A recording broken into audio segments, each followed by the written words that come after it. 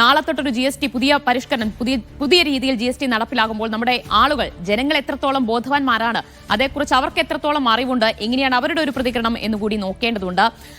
VP സഫ്വാനും ഒപ്പം T Anees അലിയും ചേരുകയാണ്. സഫ്വാൻ തിരുവനന്തപുരത്ത് നിന്നാണ് ചേരുന്നത്. അവിടെ എങ്ങനെയാണ് ജനങ്ങളുടെ പ്രതികരണം എന്ന് നോക്കാം. സഫ്വാൻ, ആളുകൾ എത്രത്തോളം ബോധവാന്മാരാണ് ഈ മാറ്റത്തെക്കുറിച്ച്? ധന്യ, 7 വർഷം മുമ്പാണ് രാജ്യത്ത് GST നടപ്പാക്കുന്നത്. GST നടപ്പാക്കുമായി ബന്ധപ്പെട്ട് വലിയ രാഷ്ട്രീയ വിവാദങ്ങൾ ഉണ്ടായിരുന്നു.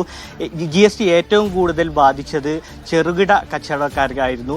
എന്നാൽ നാളെ മുതൽ അതിൻ്റെ ഒരു പരിഷ്കരണം 4 സ്ലാബ് എന്നുള്ളത് 2 സ്ലാബിലേക്ക് ചുരുങ്ങുമ്പോൾ അത് സാധാരണക്കാരിലേക്ക് എത്തുമോ എന്നുള്ള ഒരു ചർച്ചയാണ് പൊതുവായിട്ട് ഉള്ളത്. ഞാനിപ്പോൾ തിരുവനന്തപുരത്തെ ചാല മാർക്കറ്റിലാണുള്ളത്. ഈ ജനങ്ങളെ സംബന്ധിച്ചിടത്തോളം ഇതിനെക്കുറിച്ചുള്ളൊരു ധാരണ ആളുകളിലേക്ക് എത്തിയിട്ടില്ല എന്നാണ് ആളുകളോടും കച്ചവടക്കാരോടും നമ്മൾ പൊതുവായി സംസാരിക്കുമ്പോൾ നമുക്ക് അറിയാൻ കഴിയുന്നത്. സാധാരണഗതിയിൽ 12% സ്ലാബിലുള്ള സാധനങ്ങളെല്ലാം 5% കുറവുണ്ട്. കുറഞ്ഞു വരുമ്പോൾ ഈ പാക്കറ്റ് ഉൽപ്പന്നങ്ങൾ അടക്കമുള്ള സാധനങ്ങൾക്ക് വലിയ രീതിയിൽ കുറവ് സംഭവിക്കാൻ സാധ്യതയുണ്ട്. ആ അർത്ഥത്തിൽ വലിയ മാറ്റം മാർക്കറ്റിൽ ഉണ്ടാവും തന്നെയാണ് പ്രതീക്ഷിക്കുന്നത്. സർക്കാരും അതിനനുസരിച്ചുള്ള ഇടപെടലുകൾ നടത്തുന്നുണ്ട്. എന്നാൽ ഈ കച്ചവടക്കാരോടും ജനങ്ങളോടും ഇതുമായി സംബന്ധിച്ച് ഈ വാർത്ത പോലും അറിയാത്ത ഒരു സ്ഥിതിവിശേഷമാണ് ഉണ്ടത്. ഇത് ജനങ്ങളിലേക്ക്, ഇതൊരു ജനപ്രിയ പ്രഖ്യാപനം എന്നതിനപ്പുറത്തേക്ക് ഈ കാര്യം ജനങ്ങളിലേക്ക് എങ്ങനെ എത്തും, എങ്ങനെയാണ് ഇത് കാര്യങ്ങൾ നടപ്പാക്കുക എന്നതിനെ സംബന്ധിച്ചുള്ള ചർച്ചകളാണ് ഉയരുന്നത്. ചേട്ടാ, നാളെ മുതൽ ഈ GST പരിഷ്കരണം നടപ്പാക്കുകയാണ്. എങ്ങനെയാണ് നിങ്ങൾ ഈ കച്ചവടക്കാർ ഇതിനെ കാണുന്നത്? താഴെത്തട്ടിലെ കച്ചവടക്കാരെ എത്ര തരത്തിലാണ് ഇത് നിങ്ങൾ നോക്കുന്നത്? ഞാൻ ചെയ്യുന്ന മലക്കറി കച്ചവടം, എനിക്ക് ഇതിനെപ്പറ്റി GST ഒന്നും ഇല്ല. പിന്നെ GST കുറച്ചതിന് നല്ലതെന്നേ പറയുള്ളൂ. നല്ല കാര്യങ്ങൾ ചെയ്യുന്ന ഏത് ഗവൺമെന്റ് ചെയ്താൽ നല്ലതെന്ന് പറയും. 7 വർഷം മുമ്പാണ് GST നടപ്പാക്കുന്നത്.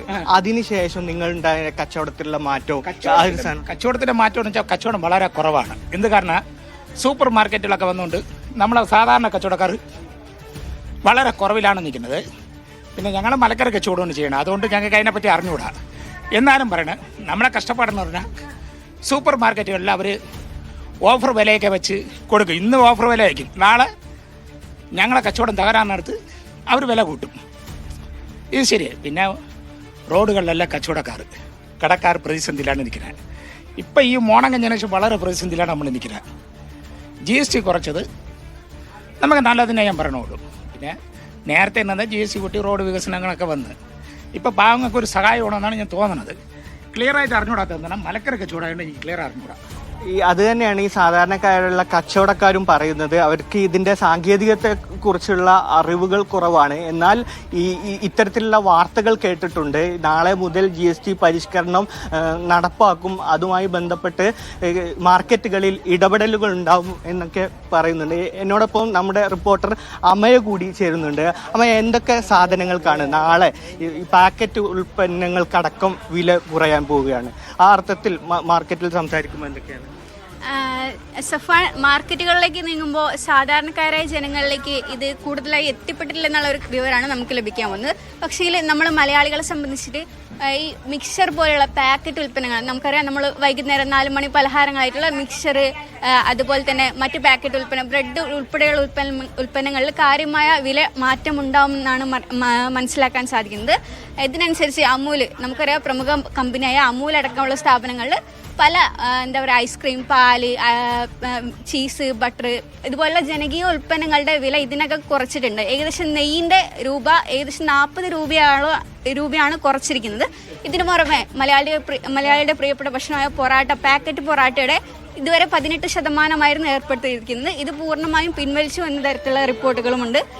ഇത്തരത്തിലുള്ള മാറ്റങ്ങൾ വിപണിയിൽ നല്ല രീതിയിലുള്ള ഒരു തുടക്കം കൊണ്ടുവരുന്നുള്ള പ്രതീക്ഷയിലാണ് പല കച്ചവടക്കാരും പ്രതികരിക്കുന്നത്.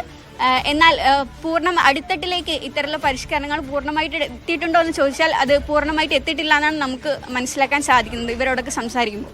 ഈ ഇപ്പൊ സൂപ്പർ മാർക്കറ്റുകളും ഞങ്ങൾ സന്ദർശിക്കുകയുണ്ടായി. അവിടെയൊക്കെ ഇതിന്റെ ഈ സോഫ്റ്റ്വെയറിൽ അടക്കമുള്ള മാറ്റങ്ങൾ വരുത്തുന്നുണ്ട്. പക്ഷെ അവരോട് സംസാരിക്കുമ്പോഴും അവർക്ക് ഇത് എങ്ങനെ നടപ്പാകും, എങ്ങനെ സാധാരണക്കാരായ ആളുകളിലേക്ക് ഇതിന്റെ ഈ പരിഷ്കരണം എത്തിപ്പെടും എന്നതിനെ കുറിച്ചുള്ള ആശങ്കകളും ചർച്ചകളും ഒക്കെയുണ്ട്.